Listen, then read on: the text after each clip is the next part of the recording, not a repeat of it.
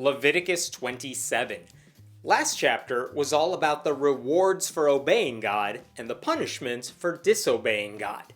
And now, in the final chapter of Leviticus, we learn about the value of human life, which, after a lot of genocide and murder, you will be shocked to learn is somehow more than zero. We also learn about animals and property and cold hard cash, because this is a religion.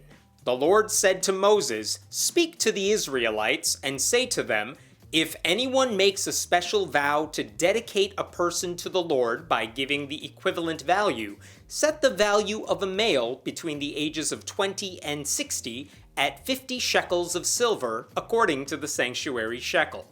For a female, set her value at 30 shekels.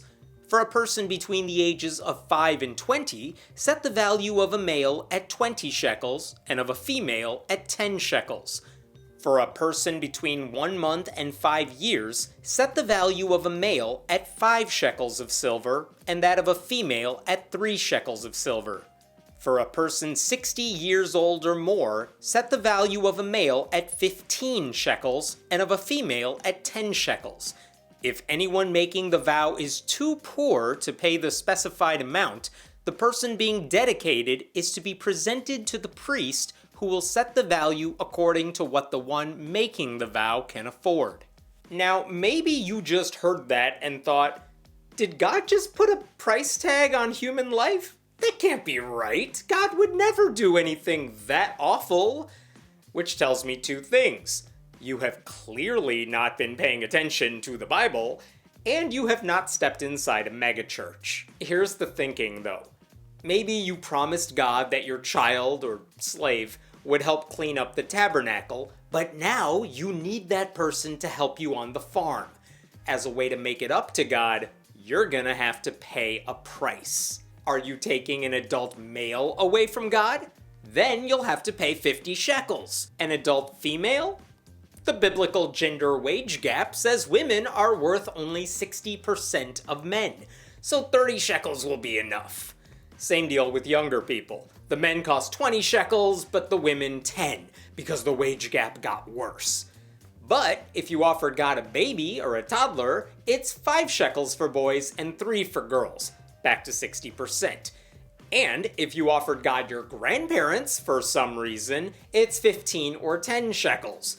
Because when you're on the verge of death, we can close the gap so women are worth 67% of whatever a man is worth. Interesting thing here. There's no monetary value attached to a baby under 1 month old, which I can only assume means God puts no value on their lives. So, logically then, abortion is okay through the 3rd trimester, all the way through the first few weeks of life. Infanticide for everyone!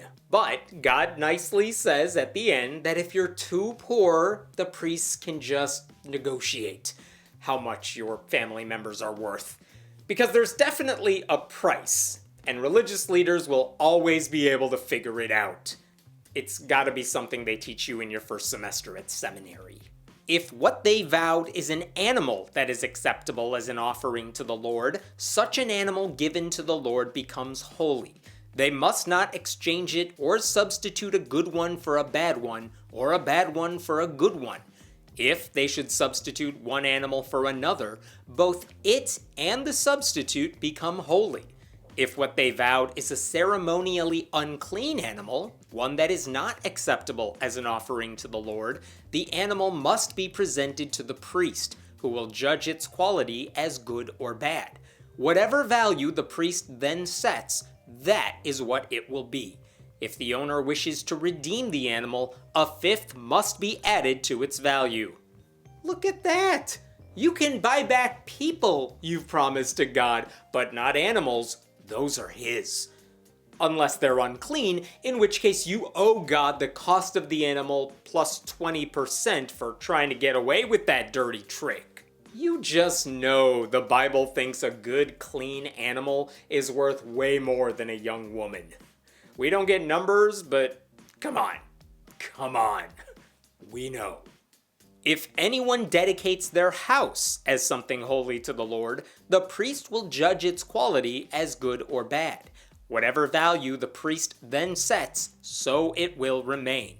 If the one who dedicates their house wishes to redeem it, they must add a fifth to its value, and the house will again become theirs. Who the heck is giving God their house? It's God! He doesn't need his own bedroom. Isn't God supposed to be everywhere? Who knew it'd be way cheaper to just offer gods your kids than property? But it's good to know that even in biblical times, real estate was a wise investment. At least for God. Even he's not touching crypto. If anyone dedicates to the Lord part of their family land, its value is to be set according to the amount of seed required for it. 50 shekels of silver to a homer of barley seed. If they dedicate a field during the year of Jubilee, the value that has been set remains. But if they dedicate a field after the Jubilee, the priest will determine the value according to the number of years that remain until the next year of Jubilee, and its set value will be reduced. If the one who dedicates the field wishes to redeem it, they must add a fifth to its value, and the field will again become theirs. If, however, they do not redeem the field, or if they have sold it to someone else, it can never be redeemed. When the field is released in the Jubilee, it will become holy, like a field devoted to the Lord. It will become priestly property. So you have to be proactive about protecting or selling your land, or else the priests get it. It's like a sin for being lazy. Why does the land's value peak during Jubilee? There's a lot going on during Jubilee. I don't think it's fair to have to sell your land that year of all years to get the most value for it. It's like having to move in the middle of starting a new job. One thing at a time, please. If anyone dedicates to the Lord a field they have bought, which is not part of their family land, the priest will determine its value up to the year of Jubilee, and the owner must pay its value on that day as something holy to the Lord. In the year of Jubilee, the field will revert to the person from whom it was bought, the one whose land it was. Every value is to be set according to the sanctuary shekel, 20 gerahs to the shekel. All I am getting out of this chapter is God wants you to make all kinds of promises to him.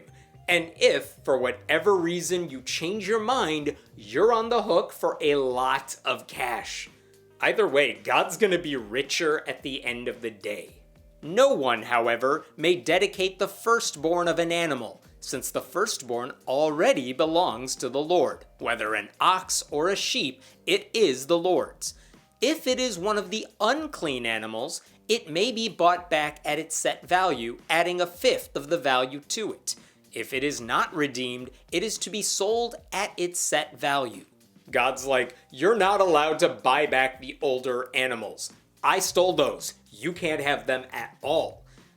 Unless we're talking about one of the unclean animals, in which case, fine, you can have it, but you gotta pay me more. But nothing that a person owns and devotes to the Lord, whether a human being or an animal or family land, may be sold or redeemed. Everything so devoted is most holy to the Lord. No person devoted to destruction may be ransomed. They are to be put to death. So if we're talking slaves, livestock, or property, either you get to keep what's yours or God gets it. No selling it to some third party. If you promise it to God, either God keeps it or you're paying for it. Or you're paying extra for it. Or it dies. Which is kind of messed up, since you could totally promise God your children. The only way to avoid all this is to stop promising anything to God. But apparently we're not even gonna entertain that possibility. A tithe of everything from the land, whether grain from the soil or fruit from the trees, belongs to the Lord. It is holy to the Lord. Whoever would redeem any of their tithe must add a fifth of the value to it. Every tithe of the herd and flock, every 10th animal that passes under the shepherd's rod will be holy to the Lord. No one may pick out the good from the bad or make any substitution. If anyone does make a substitution, both the animal and its substitute become holy and cannot be redeemed. These are the commands the Lord gave Moses at Mount Sinai for the Israelites. After all that God takes from people in this chapter, there's one final passage about how God also gets a tenth of everything we keep. And just in case you thought you could swap that tenth for a different tenth, God's closing that loophole right now. That was quite a hustle by God.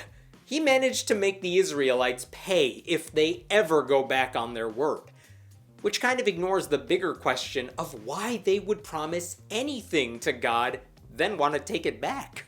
Maybe these people realized they were shaking hands on an unfair deal, and this whole chapter was then God trying to lock them in before they figured that out. The real takeaway is that all of the people should have become atheists much earlier. Then they wouldn't have to negotiate with someone whose every interaction with them seems to involve taking more and more. God's like the kid in that book, The Giving Tree, and these people are all the poor, pathetic tree who gives and gives and gets taken advantage of, all by someone who doesn't appreciate it until it's way too late.